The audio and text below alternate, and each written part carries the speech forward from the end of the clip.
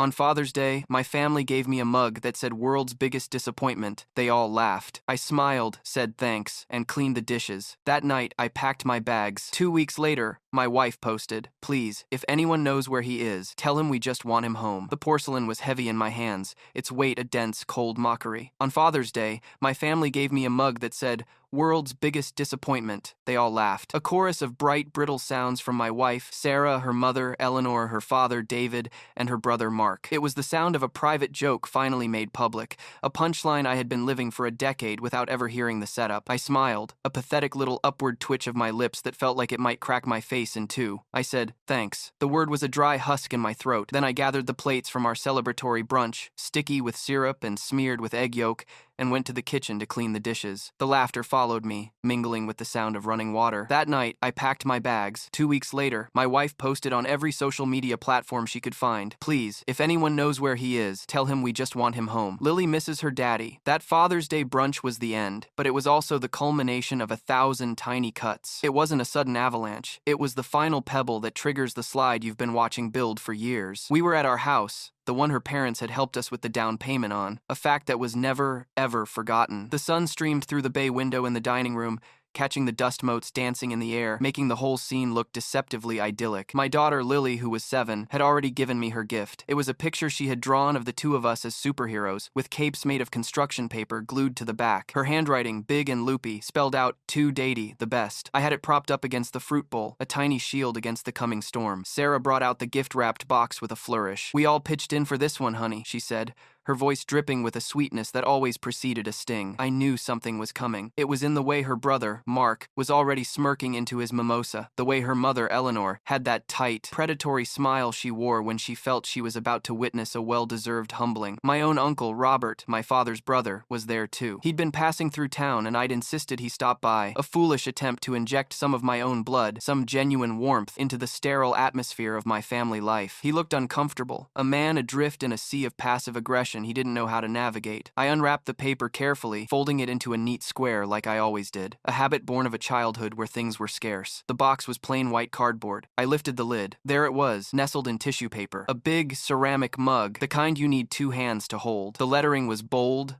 black, and professionally printed. "World's Biggest Disappointment." For a moment, the world went silent. The buzzing of a fly near the window seemed deafening. I could feel every eye on me, waiting. I looked up and saw their faces, a gallery of smug satisfaction. "It's a joke, Leo," Sarah said, her laugh a little too loud, a little too sharp. "You know, because you're always so serious. We thought it would be funny to lean into it," Mark snorted. "Yeah, lighten up, champ. It's hilarious." Eleanor, my mother-in-law, the architect of my slow-motion demolition, just sipped her coffee and watched me over the rim of her own delicate cup. Her eyes were cold, assessing. She was the one who had first coined the term, not to my face, of course, but just loud enough for me to overhear, years ago. It was after I'd lost my job at the architecture firm. "Such a disappointment," she had murmured to Sarah in the kitchen. "I thought he had potential." The word had become a ghost in our house, a silent judgment hanging over every decision I made, every failure, every success that wasn't quite successful enough for them. I looked at Lily. She was watching me, her brow furrowed. She couldn't read the words yet, but she could read the room. She could feel the tension, the weird, sharp energy of the laughter. She knew this wasn't like when she gave me her superhero drawing. Her lower lip began to tremble, and in that moment, seeing her confusion,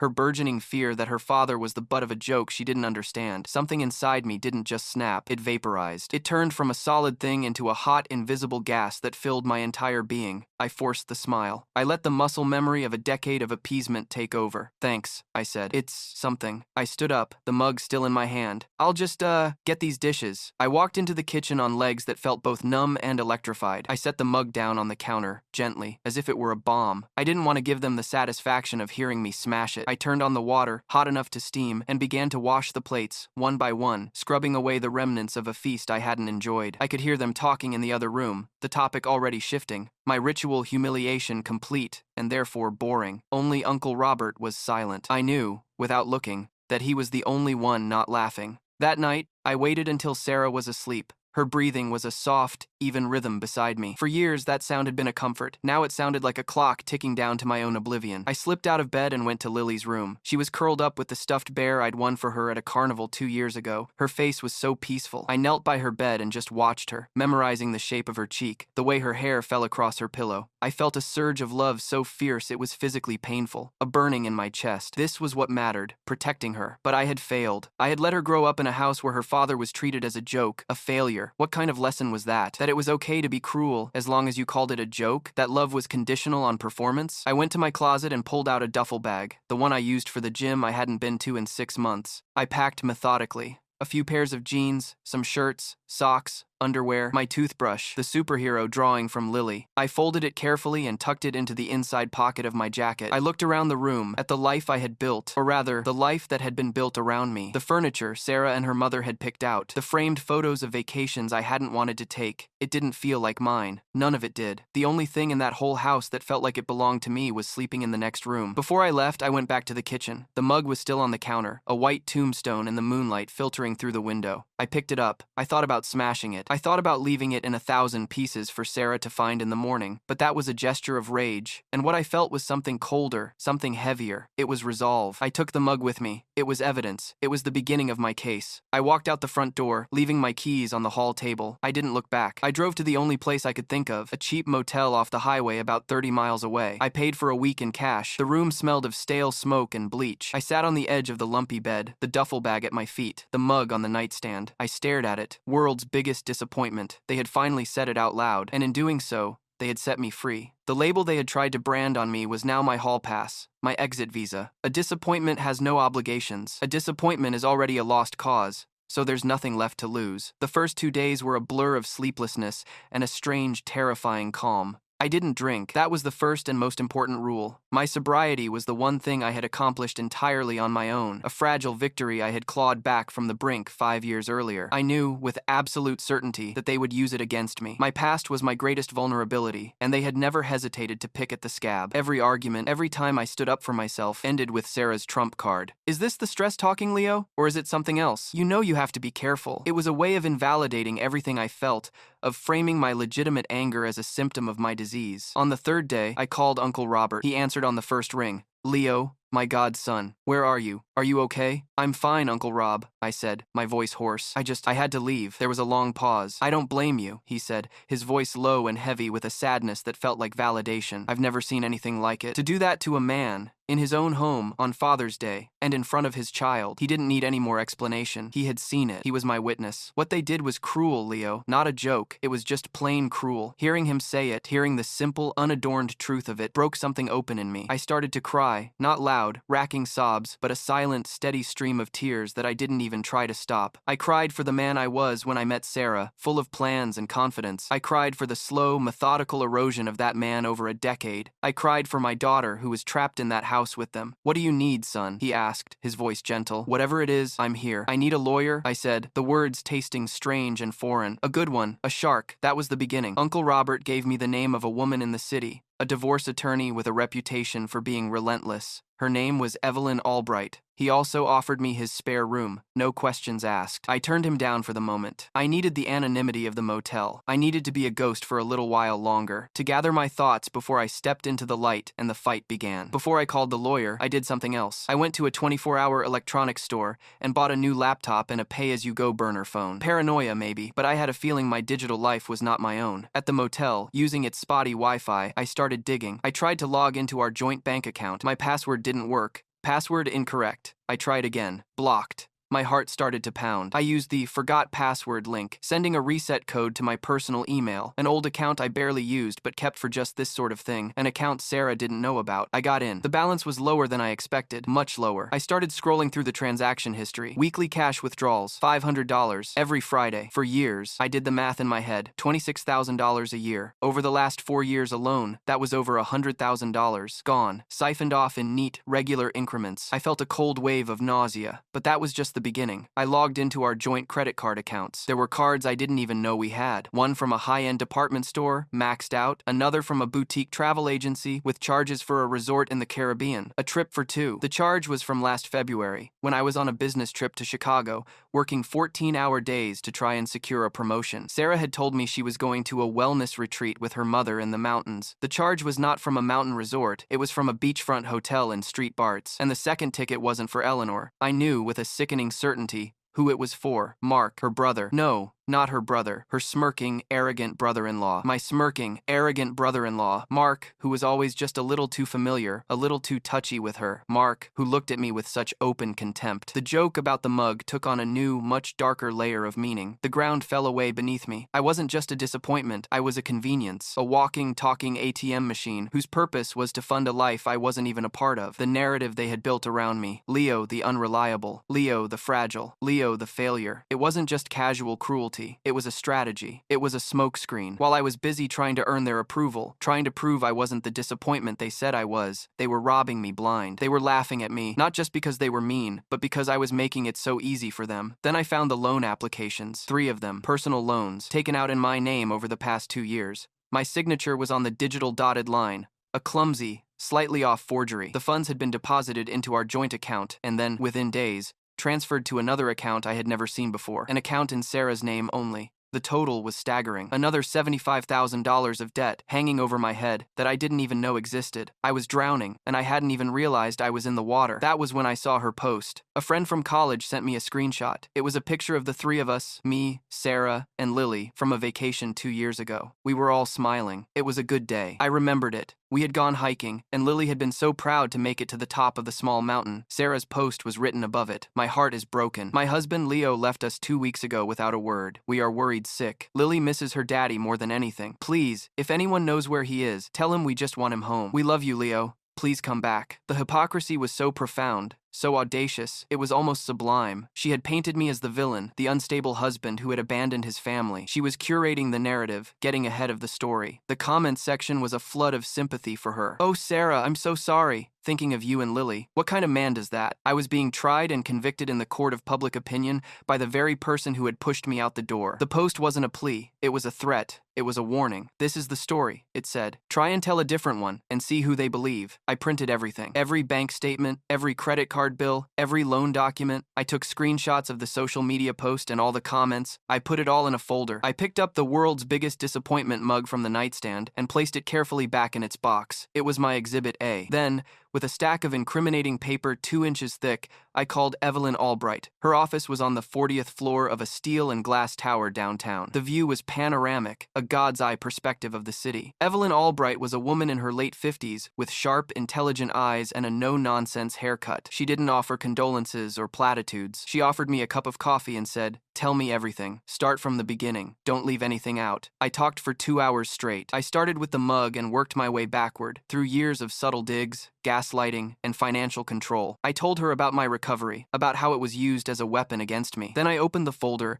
and laid the documents out on her vast mahogany desk. The bank statements, the credit card bills, the forged loan applications, the screenshot of Sarah's Facebook post. She looked at everything in silence, her expression unreadable. She picked up the printout of the Street Barts resort booking. She looked at the 2 names on the itinerary, Sarah and Mark. She raised an eyebrow. "Is Mark her brother?" she asked. "No," I said. "He's my brother-in-law, her sister's husband." The word sister hung in the air. Sarah didn't have a sister. Mark was married to her cousin, but they all called each other brothers and sisters. It was a tangled, insular clan. The clarification didn't matter. The point was, the betrayal was even more sordid. "I see," she said, her voice flat. She picked up the photo of the mug. She stared at it for a long time. Finally, she looked up at me. "Mr. Miller," she said, her tone shifting from neutral to something steely and focused. "They didn't just disrespect you. They committed fraud, forgery, wire fraud, and what looks like a coordinated effort at financial abuse. The mug, the emotional manipulation, that's the context. This," she tapped the stack of financial documents, "is the crime." "What do we do?" I asked, feeling for the first time a tiny flicker of hope. "What we do," she said, leaning forward, "is we fight. But we don't fight angry. We fight smart. They have painted you as unstable. Our first job is to prove you are the most stable, rational person in the room. You will not contact her. You will not respond to her posts or her messages. You will not speak to her family. You will communicate communicate only through me. We are going to file for divorce on the grounds of irreconcilable differences and financial malfeasance. We are going to petition for an emergency custody hearing to get you access to your daughter, and we are going to hire a forensic accountant to trace every single dollar. She gave me a list of things to do. Find a therapist and start regular sessions. Document everything. Go to AA meetings and get a letter from my sponsor. Establish a new residence. Get a new bank account. It was a battle plan. I left her office feeling like I had been stripped down to the bone and was now being rebuilt, piece by piece, into a soldier. The next few weeks were a blur of methodical action. I moved into a small, clean apartment in a quiet neighborhood. Uncle Robert co-signed the lease, no questions asked. I started seeing a therapist named Dr. Anya Sharma, a kind but firm woman who specialized in trauma. In our first session, I told her the whole story, ending with the mug. I had the box with me. I took it out and placed it on the small table between us. She looked at it, then back at me. "That mug is not about you, Leo," she said softly. "It's a reflection of them, of their own emptiness. They tried to fill it by taking pieces of you, your confidence, your money, your self-worth." She taught me about narcissistic family systems, about gaslighting, about enablers. She gave me names for the poison that had been dripping into my veins for a decade. Naming it took away some of its power. Meanwhile, the war began. Albright filed the divorce papers. The response from Sarah's lawyer was swift and brutal. It was a counter-petition filled with vicious lies. I was a relapsed alcoholic. I was mentally unstable. I had a history of erratic behavior. I had abandoned my child. They claimed the financial irregularities were joint decisions, that I was now trying to rewrite history to avoid my responsibilities. They were using my past,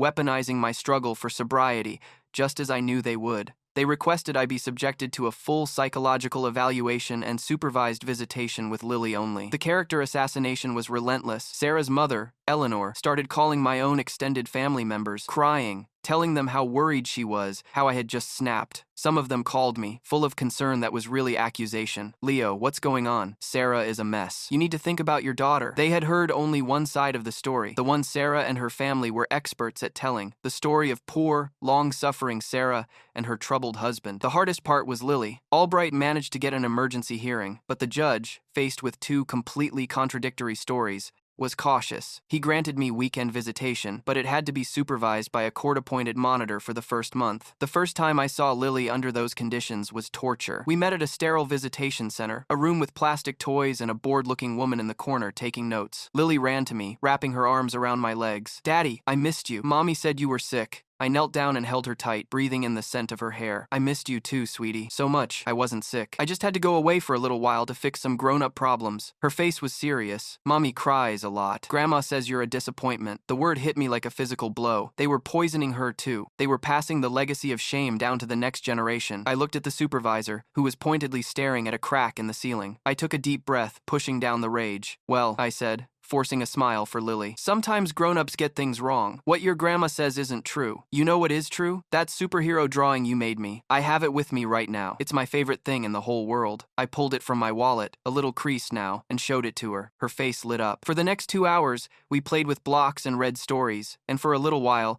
I could pretend we were just a father and a daughter, and not subjects in a legal experiment. The forensic accountant, a man named Mr. Davies, was my secret weapon. He was a quiet, meticulous man who seemed to genuinely enjoy untangling complex financial knots. He dove into the documents I had printed and the new ones Albright had subpoenaed from the banks. For weeks, I heard nothing. The legal battle churned on, with motions and counter-motions. Sarah's legal team tried to delay, to bury us in paperwork. They were trying to bleed me dry, emotionally and financially. I hit my low point about 2 months in. The stress was immense. The supervised visits with Lily were heartbreaking. The calls from relatives who had taken Sarah's side were wearing me down. I was in my small, empty apartment one night, staring at the walls. The old craving, the familiar whisper of alcohol promising a moment of numbness, of quiet, started to creep in. It promised an escape from the relentless pressure, just one drink. Who would know? I stood up and put on my jacket. I walked to the door. My hand was on the knob. I could picture the liquor store down the street, the rows of bottles, the easy oblivion they offered. And then I thought of Lily. I thought of her face in the visitation center saying, "Grandma says you're a disappointment." If I drank, I would be proving them right. I would be handing them the victory. I would become the person they told everyone I was. My resolve hardened. I took my hand off the doorknob. I picked up the phone and called my AA sponsor. I talked to him for an hour. I didn't give in. It was the hardest battle I had fought yet, and I had won it alone in my silent apartment. The next day, Albright called. "We've got it," she said, her voice crackling with triumph.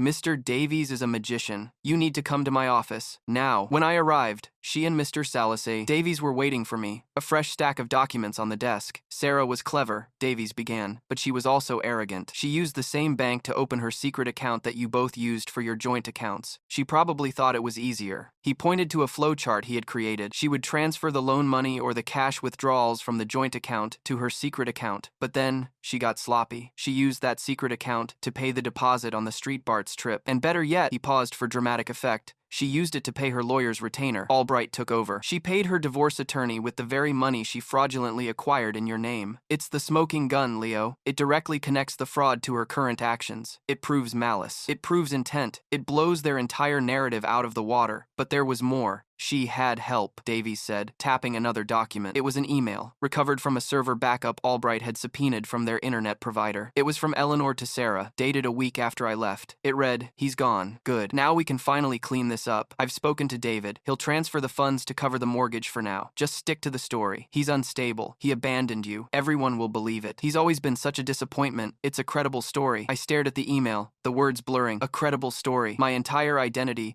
the one they had so carefully constructed for me, was a tool for their financial gain. It was premeditated. It was a conspiracy. My mother-in-law, my wife, they were partners in crime. "This changes everything," Albright said, her eyes gleaming. "This isn't just a divorce anymore. This is a case for custody, a strong one. No judge will look kindly on a mother who conspires to commit fraud and then coaches her daughter to lie about the father." She was referring to a detail I'd told her about Lily's "Mommy said you were sick" comment. The next step was mediation. It was a mandatory step before a full-blown trial. We sat in a conference room, me and Albright on one side of a long table, Sarah and her high-priced lawyer, a slick man named Peterson, on the other. It was the first time I had seen her in person since Father's Day. She looked tired, but her eyes were full of defiance. She refused to look at me. Peterson started talking about Sarah's desire for an amicable resolution for the sake of their child. He talked about her willingness to be generous in the financial settlement, provided I agreed to her terms on custody, which were essentially that I would see my daughter every other weekend and she would have sole decision-making authority. Albright let him finish. Then she smiled, a thin, dangerous smile. "That's a very interesting offer, Mr. Peterson," she said. "However, we have a counter-offer. My client will take full physical and legal custody of their daughter. Sarah will have supervised visitation, pending a psychological evaluation. All fraudulent debt taken out in my client's name will be assigned to your client in the divorce decree. My client will also retain the house, and your client will be responsible for returning the $105,000 she and her co-conspirators stole from him." Peterson scoffed. "That's an absurd proposal." "On what grounds?" Albright slid a single piece of paper across the table. It was the email from Eleanor. Sarah glanced at it. The color drained from her face. She finally looked at me, and for the first time, I saw fear in her eyes. Real, unadulterated fear. "This is a fabrication," Peterson said, trying to regain his footing, but his voice lacked conviction. "Is it?" Albright replied smoothly. "We can argue about its authenticity in court if you like. We can also discuss loan application number 75B482 and the subsequent transfer of $25,000 to an account ending in 4,591 at First National Bank, an account which, I might add, was then used to pay your retainer, Mr. Peterson. I believe that's called fruit of the poisonous tree. The State Bar Association tends to frown on that." The room was silent. Peterson was staring at his client, his jaw tight. Sarah was staring at me, her eyes now pleading. The defiance was gone, replaced by a desperate panic, and then she did something I never expected. She started to cry. Not the performative, self-pitying tears I had seen so many times before. These were the ragged, ugly sobs of someone who had been caught. "Leo, please," she whispered across the table. "Don't do this. Think of Lily." "I am thinking of Lily," I said, my voice steady and cold. "I'm thinking of the kind of environment she's been living in. I'm thinking of her grandmother calling her father a disappointment. I'm thinking of what she'll become if she stays with you." Then came the confession, the villain monologue I never thought I'd get. It wasn't a gloating speech. It was a desperate, pathetic plea. "It wasn't supposed to be like this," she sobbed, ignoring her lawyer's frantic signals to be quiet. "It just started small. We were always so stressed about money, and you were so fragile after you got sober. I was just trying to protect you from the stress. My mother said it was for the best. She said you weren't capable of managing things, that I had to take control for the good of the family, and you never noticed. For years, you never even noticed. I thought you didn't care." She looked at me, her face a mess of tears and makeup. "The mug, it was a stupid, cruel joke. It was my mother's idea. She's always been jealous of you, of the way Lily adores you. She wanted to hurt you. I went along with it. I go along with everything she says. I always have. But I love you, Leo. I do. I messed up. It was a masterpiece of manipulation, even in its desperation. A cocktail of blame-shifting, feigned remorse, and a last-ditch appeal. to a love she had systematically poisoned. But I wasn't the man I was on Father's Day. I was no longer an audience for her performances. No, I said, the word cutting through her sobs. You didn't mess up, Sarah. You made a series of deliberate choices. You chose to lie. You chose to steal. You chose to forge my name. You chose to teach our daughter that her father was worthless. You didn't do it to protect me. You did it for yourself. Because you and your mother believe you are entitled to whatever you want and that people like me are just obstacles or tools. I stood up. The offer stands. Albright, let's go. We walked out, leaving her sobbing in the conference room. They rejected the offer, of course. To accept would be a total admission of guilt, so we prepared for trial. The next few months were a slow, grinding process of legal maneuvering. Depositions were scheduled. Albright deposed Sarah, Eleanor, and David. She was relentless, cornering them with bank records and emails, picking apart their carefully constructed lies. I read the transcripts. They were a tangled mess of contradictions and feigned memory loss. I don't recall. I'm not a financial person. Sarah handled all the money. Then it was my turn. Peterson deposed me for 7 hours. He grilled me about my drinking. He brought up every argument, every mistake I had ever made. He tried to twist my therapy into an admission of mental instability. Mr. Miller, you've been seeing a psychiatrist for 3 months now, correct? He asked, leaning back in his chair. A therapist? Yes, I corrected him. And what do you discuss in these sessions? I discussed the trauma of discovering my wife of 10 years has been systematically defrauding me and emotionally abusing me, I said calmly. I had practiced with Albright for hours. Stay calm, stick to the facts, don't take the bait. So you claim, he sneered. Isn't it true, Mr. Miller, that you had a breakdown, that you couldn't handle the pressures of being a husband and father, and you simply ran away, and are now creating this elaborate fantasy to justify your own failure? No, I said, looking him directly in the eye. What is true is that my wife and her family gave me a mug for Father's Day that said, "World's biggest disappointment." What is true is that she then forged my signature on loan documents. What is true is that she conspired with her mother to hide it from me. This is not a fantasy. This is fraud, and the only failure here is her attempt to get away with it. The trial was set for a date in early spring. Nearly a year after I had walked out, the custody portion was first. By now, my visitation with Lily was unsupervised, thanks to a glowing report from the court monitor and a preliminary psychological evaluation that found me to be, in the doctor's words, remarkably resilient and psychologically sound given the circumstances. Walking into the courtroom felt like stepping into a different reality. It was all wood paneling and hushed tones. Sarah and her parents were on the other side of the room. They looked smaller, less imposing, stripped of the home field advantage of their own living room. Eleanor tried to catch my eye, to give me one of her withering, judgmental looks, but I refused to engage. I looked straight ahead, focusing on the back of Albright's head. The hearing lasted 3 days. Albright was magnificent. She methodically built the case, not on emotion, but on cold, hard facts. She called Mr. Davies, the forensic accountant, to the stand. He walked the judge through the flowcharts, showing exactly how the money was moved, how the debts were incurred, and how the stolen funds were used to pay for Sarah's lifestyle and her legal defense. Then she called me. I walked to the stand, my heart hammering against my ribs. I sat down and looked at the judge, an older woman with tired, intelligent eyes. I told my story. I talked about the decade of small humiliations, the constant undermining of my confidence. I talked about my sobriety and how it was used to dismiss my feelings. And then I talked about the mug.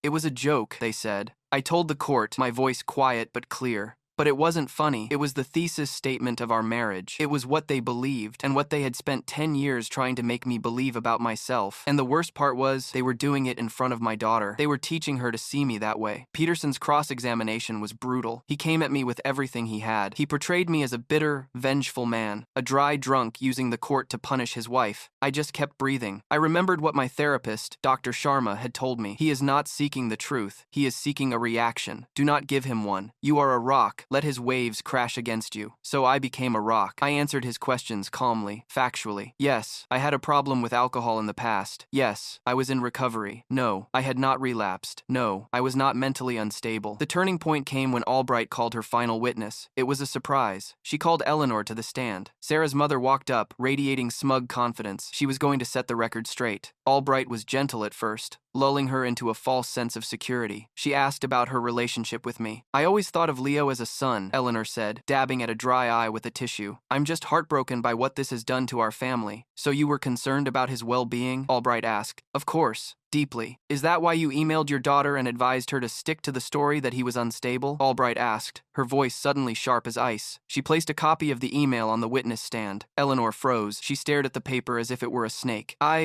That's taken out of context. Is it? Albright pressed. Or is it the context for everything? Is it the context for the tens of thousands of dollars your daughter stole from her husband? Were you deeply concerned for his well-being when you encouraged her to commit fraud? I was trying to help my daughter, Eleanor snapped, her composure finally breaking. He was always so weak, so unreliable. She deserved a better life than the one he could provide. We did what we had to do. It was a full confession, blurted out in a moment of panic and rage. The judge just watched, her pen still. Sarah had her head in her hands. The mask was gone. The ugly truth was laid bare for everyone to see. The judge's decision came a week later. It was not a total victory, but it was more than I had dared to hope for. It was a bittersweet verdict. I was granted primary physical and legal custody of Lily. The judge's ruling was scathing. She called Sarah's and Eleanor's behavior a coordinated and malicious campaign of financial and emotional abuse. She said their actions demonstrated a profound lack of judgment and a disturbing disregard for the well-being of the child, who was being used as a pawn in their scheme. Sarah was granted visitation every other weekend, but it was to be supervised for the first year. All the fraudulent debt was assigned to her. The house was to be sold, and after the mortgage was paid, I was to be reimbursed for the documented stolen funds from Sarah's half of the proceeds. There were no criminal charges filed. The judge left that door open, noting that the evidence was compelling and could be referred to the district attorney, but she was leaving it up to me. Albright and I talked about it. We could have pushed for it. We could have tried to send Sarah and Eleanor to jail, but it would have meant more years of court battles, more trauma for Lily. I had won what I came for. I had my daughter. I had my freedom. I had my name back. It was enough. The justice was incomplete,